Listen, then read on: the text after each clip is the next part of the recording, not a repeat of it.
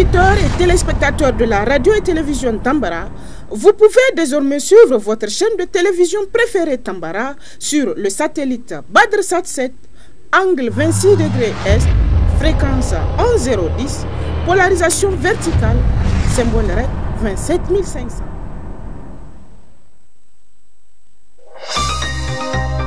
Suivez le journal avec STM Transport Voyageurs, une nouvelle façon de voyager.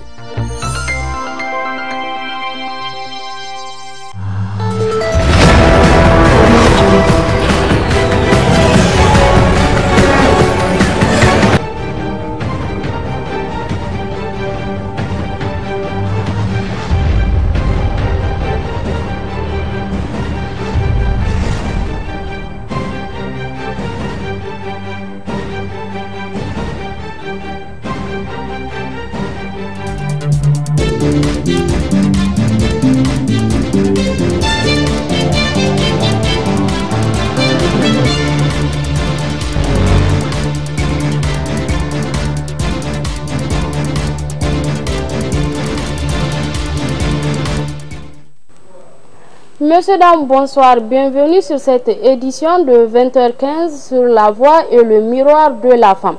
Ce lundi 6 janvier 2025, le bureau régional de l'Afrique francophone de la Fédération syndicale mondiale a procédé au lancement officiel d'un séminaire placé sous le thème « Le néocolonialisme et le néolibéralisme des entreprises multinationales en Afrique ». Ce séminaire d'envergure durera du 6 au 10 décembre 2025. Le point avec Rayane Toudoula. Le néocolonialisme et le néolibéralisme des entreprises multinationales en Afrique, telle est la thématique abordée pour le séminaire international du Bureau régional Afrique francophone Niamey, organisé par la Fédération syndicale mondiale FSM, ce 6 janvier 2025. En effet, ce séminaire a pour but de faire une analyse critique du néocolonialisme et du néolibéralisme et de renforcer les politiques des chefs d'État de l'Alliance des États du Sahel. Ce séminaire se veut un lieu d'échange constructif, de réflexions approfondies et de propositions concrètes visant à lutter contre les défis auxquels nos États sont confrontés, notamment face aux politiques néocoloniales et néolibérales. Ces impérialistes continuent d'imposer leurs dictats économiques et politiques à notre continent, exacerbant les inégalités et les injustices. Nous sommes ici pour discuter des rôles cruciaux du Fonds monétaire international FMI, de la Banque mondiale, de l'Union européenne et des multinationales dans la perpétuation de l'exploitation des ressources africaines. Nous sommes également ici pour mettre en lumière le rôle vital des syndicats et des acteurs de la société civile, qui sont des instruments essentiels dans la défense des droits des peuples africains. Nous sommes réunis également pour soutenir les chefs d'État de l'Alliance des États du Sahel, l'AES en particulier, et de l'Afrique en général, qui mènent une lutte courageuse pour la souveraineté et l'indépendance de leur pays face aux interventions extérieures. Après ces discours prononcés par le président du comité de l'organisation, le gouverneur de la région de Niamey n'a pas aussi manqué de placer ses mots pour féliciter et encourager cette initiative. La pertinence du thème cadre avec les enjeux qui jalonnent la dynamique révolutionnaire qui a cours dans l'espace de la Confédération AES. Chers panélistes, chers participants, pendant 5 jours, ensemble, vous poserez les jalons d'une solidarité qui unira aujourd'hui et demain les peuples d'Afrique dans leur lutte commune contre les systèmes de prédation. J'ai nommé le néocolonialisme et le néolibéralisme. En effet,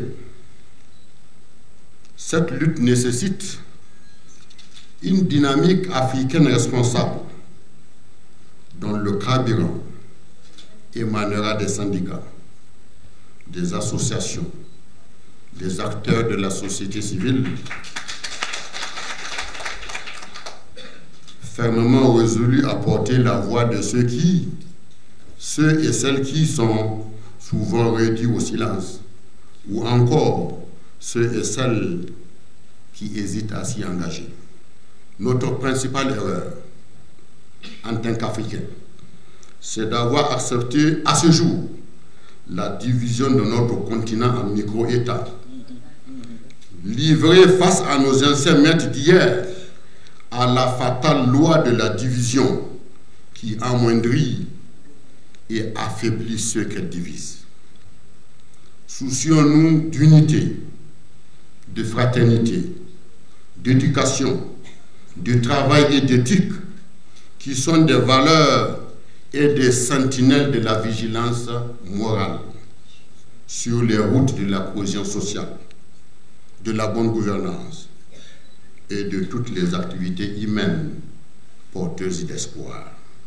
À noter que le séminaire durera 4 jours du 6 au 10 janvier 2025 pour l'atteinte des résultats probants.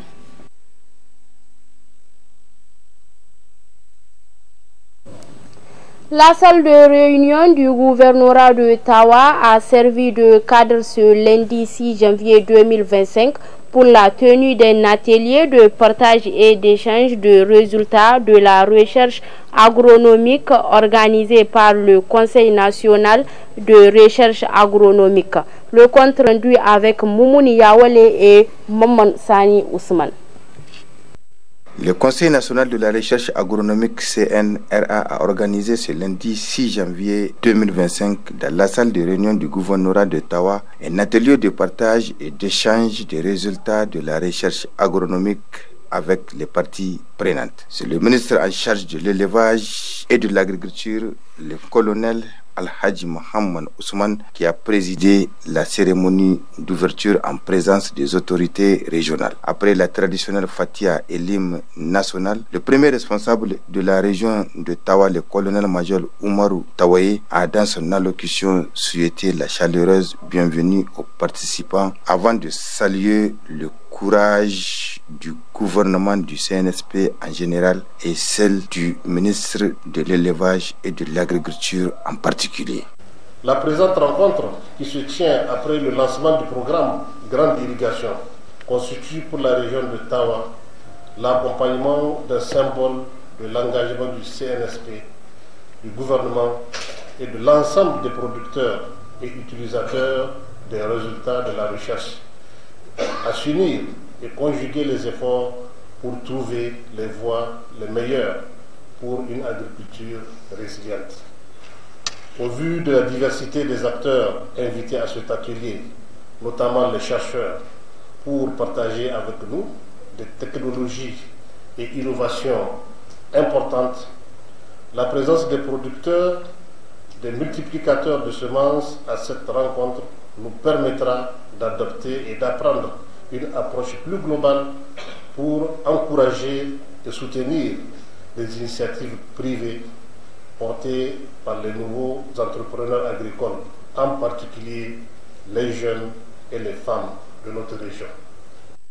Quant au ministre en charge de l'agriculture et de l'élevage, le colonel Mohamed Ousmane a, dans son discours du lancement, félicité et remercié le secrétariat permanent de la recherche agronomique CNRA dans la réalisation de cette initiative avant de parler des objectifs de cette rencontre de Tawa. Le développement du secteur agricole a un impact significatif et considérable sur la production alimentaire nationale, la sécurité alimentaire, la réduction de la dépendance à l'égard des importations de produits alimentaires de base et le bien-être économique et social de nos populations.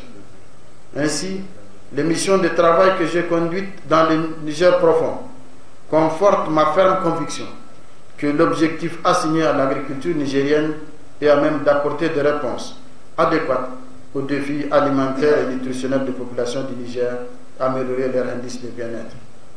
Cet objectif ne peut cependant être atteint sans une agriculture compétitive et résiliente qui utilise les technologies et innovations générées par les structures de recherche agronomique sur la base des contraintes des acteurs de chaîne de valeur agricole identifiés à la base. Cet objectif également ne peut être atteint sans une implication du secteur privé nigérien et de la profession agricole qui, tirant les leçons de la fermeture des frontières, doivent résolument s'engager à s'investir dans l'agriculture afin de permettre au pays de produire les denrées de base de grande consommation. Notez qu'au cours de ces 3 jours de travaux, les participants vont présenter plusieurs communications sur le résultat de la recherche agronomique portant sur le riz, le maïs, l'oignon, le niévé, le manioc, la pomme de terre et les cultures fourrageuses. La police judiciaire de Niamey a démantelé un vaste réseau de malfrats. Ils sont au nombre de 9 de nationalités nigériennes et étrangères. Le point avec Ibrahima Abdelkader. La direction de la police judiciaire à travers la division de la criminalité et la division de recherche et d'investigation a démantelé un réseau de malfrats spécialisés dans l'escroquerie par un moyen de communication électronique. En effet, depuis quelque temps, la DPJ enregistre de nombreuses plaintes relatives à des faits d'escroquerie commis par voie électronique par des individus non identifiés. Le mode opératoire de ces malfrats consiste à contacter leurs victimes en se faisant passer pour des vieilles connaissances. Il leur propose ensuite un marché portant sur la livraison du miel ou de beurre de karité à destination de partenaires turcs ou chinois. Une fois les fonds envoyés par la victime, les escrocs coupent tout contact avec elle. Au cours des investigations, 9 personnes de nationalité nigérienne et étrangère ont été interpellées. Sur la période allant de mars à décembre 2024, cette bande a fait 54 victimes dont les plaintes ont été enregistrées par la DPJ. Il est à noter que sur l'ensemble de ces plaintes, 8 ont été enregistrées pour tentative d'escroquerie et 46 pour escroquerie. Le préjudice financier est évalué à 40 609 000 francs CFA. On dira bravo à la police judiciaire. L'association nigérienne pour la culture et la fraternité Tabital Niger a tenu son assemblée générale ordinaire et élective dans la grande salle de réunion du centre culturel Oumar Ganda, placée sous le thème la cohésion sociale dans le contexte de la souveraineté nationale au Sahel. Le compte rendu de Lawali Kane et Hamani Abdulmoumouni. Créé en 2003 pour promouvoir la paix, la cohésion sociale, la culture ainsi que le renforcement de la fraternité entre le peuple nigérien, l'association nigérienne pour la culture et la fraternité Tabital Niger, composée essentiellement de la communauté Peul de toutes les régions du Niger, engagée avec dévouement pour apporter sa pierre à l'édifice de la reconquête de la souveraineté nationale, a tenu son assemblée générale ordinaire et élective placée sous le thème la cohésion sociale dans le contexte de la souveraineté totale au Sahel, un thème qui rime avec l'engagement des autorités nigériennes dans la lutte contre l'insécurité, le conflit et le banditisme armé, ce qui traduit la volonté des membres de cette association afin d'apporter leur soutien indéfectible pour la restauration de la paix et contribuer dans le développement socio-économique du pays. Notre association est disponible pour contribuer, quel qu'en soit le moment, quel qu'en soit l'endroit, ramener la paix et la cohésion sociale dans notre pays et dans l'espace de l'AES. Et notre organisation Tabital Niger appelle à la dialogue social. Dialogue, qui dit dialogue, dit paix. Donc notre association privilège le dialogue et fait appel à tous nos citoyens de ramener vraiment notre pays dans le chemin de la paix. Il faut le retenir qu'au cours de cette assemblée générale, les différents délégués venus de toutes les contrées du Niger ont opéré un choix d'un bureau consensuel pour un mandat de 3 ans qui désormais a la charge fondamentale d'œuvrer inlassablement pour la promotion de la paix, la cohésion sociale et la culture au vu des défis majeurs liés à l'insécurité grandissante. À l'occasion du 2e anniversaire de sa création, le cadre de concertation pour les luttes démocratiques CCLD Bukata a convié un point de presse le vendredi 3 janvier 2025 au sein du Sénat. Pour plus de précisions, suivez un de ses membres, Anas Gibril. Pour un Nigérien digne de nom, n'a pas quand même à ne pas se réjouir sous l'angle du fait que nous sommes en train d'avoir notre souveraineté totale. Nous sommes en train de décider de la conduite de la nation nigérienne par les Nigériens sans que ça ne soit réfléchi et décidé au-delà des frontières nationales. C'est pour nous amener à dire que pour ceux qui parlaient de l'absteniste, qui regrettent avoir soutenu le CNSP ou accompagné le CNSP au lendemain du 26, nous avons juste envie de préciser que quand on parle des questions de nation, il n'y a pas de précipitation, il n'y a pas de regret, il n'y a pas de volonté à satisfaire un groupe ou un groupe d'individus ou un individu. C'est un combat de longue haleine, c'est un combat permanent, c'est un combat de la vie. Toute ta vie, tu dois être disponible pour ta nation. En fait, c'est ça le souci, l'option et l'orientation de l'absteniste. Donc rien ne nous décourage, rien ne peut nous décourager. Et dans notre démarche, elle consiste à accompagner les autorités quand ça ne va pas. Quand ça ne va pas, quand ça va. Quand ça ne va pas, ça ne nous gênera pas d'interpeller pour corriger. Donc nous estimons que la nouvelle démarche du Niger doit nous amener à nous interroger sur notre passé. Qu'est-ce qui nous a amené à ce niveau? Quelles étaient les pratiques qui ont concouru à agenouiller le pays et l'économie nationale? Qu'est-ce que nous sommes en train de faire depuis le lendemain du 26 juillet? Interrogeons notre passé, faisons le diagnostic pour comprendre aisément que ce qui nous a amenés ici, nous sommes en train de tendre vers une amélioration positive et quantitative et qualitative.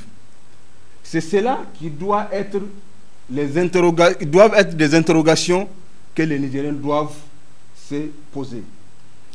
C'est pour ça que je voudrais, au-delà de cet élément introductif, mettre l'accent sur l'interview récente du chef de l'État sur la RTN, où d'abord il faut se féliciter de la démarche ou de l'option prise par le chef de l'État qui consiste à mettre les Nigériens au diapason de l'évolution de la situation, aussi bien sociale que sécuritaire, en s'exprimant en langue française et en langue nationale.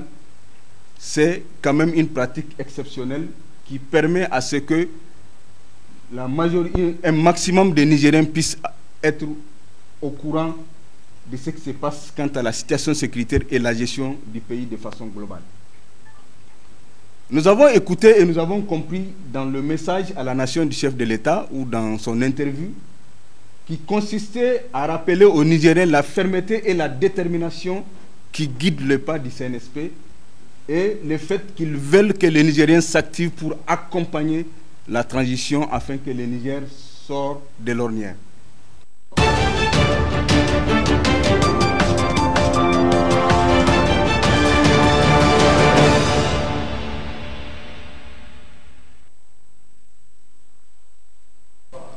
Actualité internationale. À présent, nous vous présentons le bulletin d'information des forces de défense et de sécurité du Niger entre le 2 et le 4 janvier 2025. Reportage de la RTB.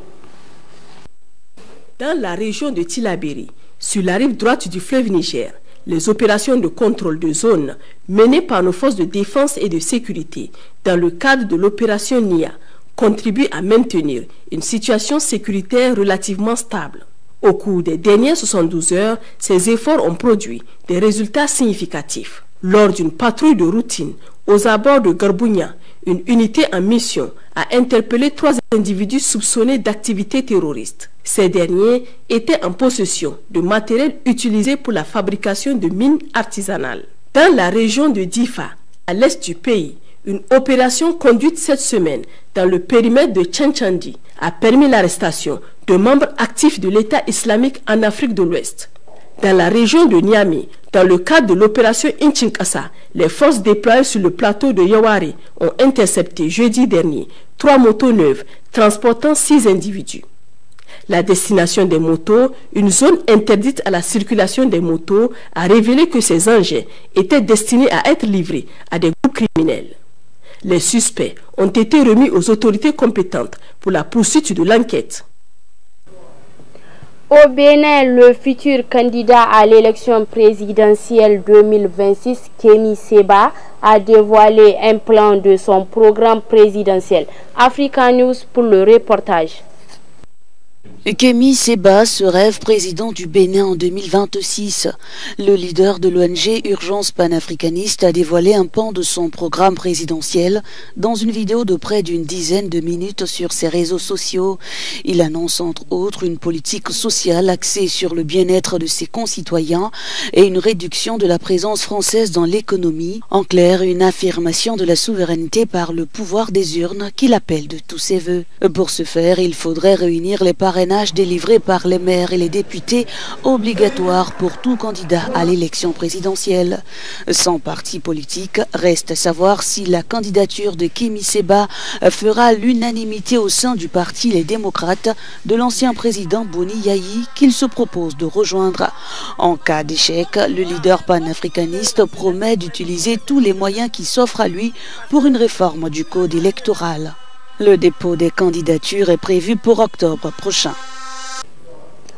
Au Mali, on note l'arrestation du chef terroriste de premier plan de l'État islamique Mohamed Ould Erkehi, alias Abou Rakia ou Abou Rash par les FAMA, et aussi la neutralisation de plusieurs de ses combattants et la récupération de divers matériels militaires.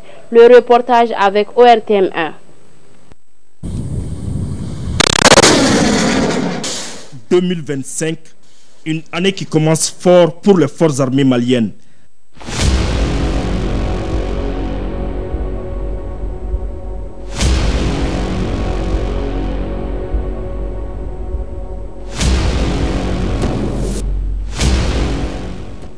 Un grand terroriste vient d'être arrêté.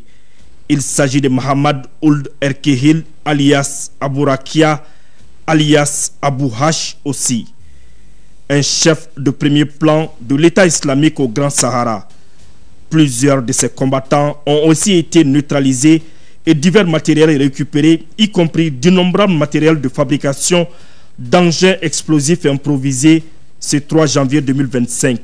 L'opération de précision a été menée avec un remarquable professionnalisme par les unités engagées dans le secteur d'Amasarakad à 120 km de Bourem, région de Gao. Ces terroristes, longtemps recherchés et connus des services de renseignement pour sa responsabilité et la coordination des pires atrocités de masse, exactions et abus contre les populations dans la région de Menaka et Gao, y compris la plus grande barbarie contre le village d'Ingwelan en février 2018 avec un incendie du Saint-Coran ainsi que les attaques contre les femmes. Les premières enquêtes confirment qu'il a activement collaboré avec Abou Ouzeifa et Osama Madolo, 2 chefs terroristes déjà neutralisés. Ses liens avec Abdul Walid Al-Sarawi, Abdel Hakim Al-Sarawi et Rissa Al-Sarawi sont confirmés. L'état-major général des armées félicite les unités engagées et magnifie leur professionnalisme pendant les combats. Il rassure l'opinion que la traque des terroristes continue. En Côte d'Ivoire, à 25 km des côtes, se trouve un navire contenant 20 000 tonnes de nitrate d'ammonium. Les Ivoiriens ignorent toujours les responsables de la commande de ce produit. TV5 Monde pour le reportage. Depuis le port d'Abidjan, la menace est encore invisible.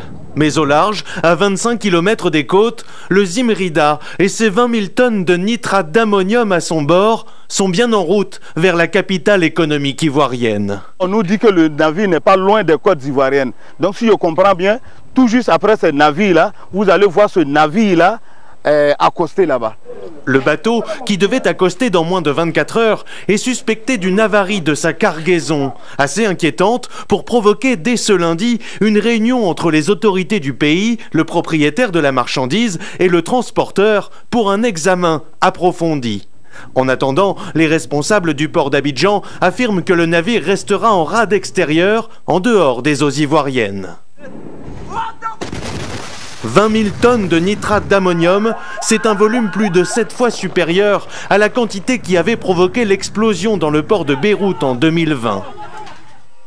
Hautement dangereuse, la cargaison du Zimrida débute sa traversée controversée en août dernier, depuis la Russie, à bord d'un autre bateau, le Ruby.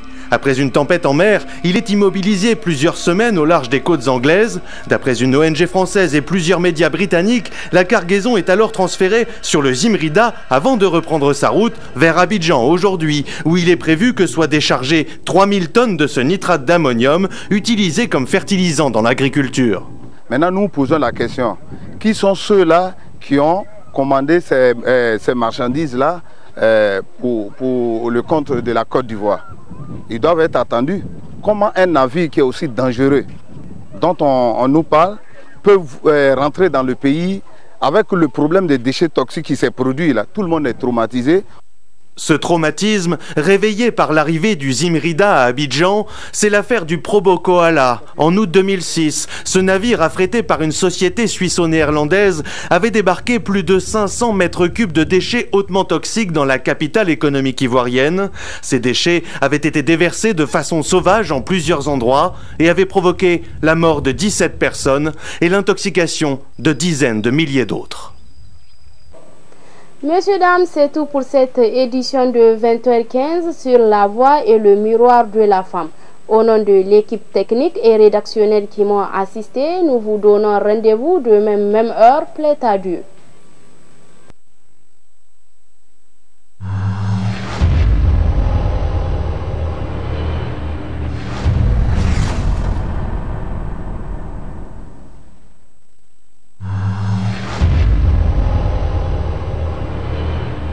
Chers auditeurs et téléspectateurs de la radio et télévision Tambara, vous pouvez désormais suivre votre chaîne de télévision préférée Tambara sur le satellite BadrSat 7, angle 26 degrés Est, fréquence 11010, polarisation verticale, symbole RED 27500.